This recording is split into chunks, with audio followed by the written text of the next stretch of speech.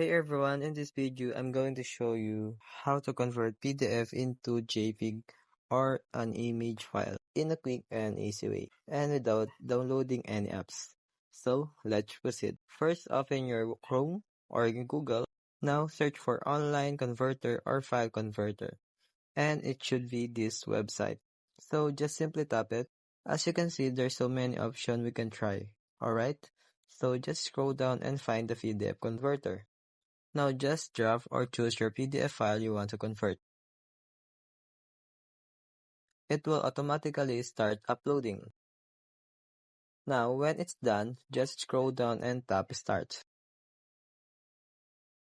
So wait a moment and tap the download button. Alright, all done. As you can see, the PDF file just convert into zip file. And in this file, the JPEG file will be here. If not, just make sure again your PDF file and follow the step. Now you know how to convert PDF file into a JPEG file. So, that's it.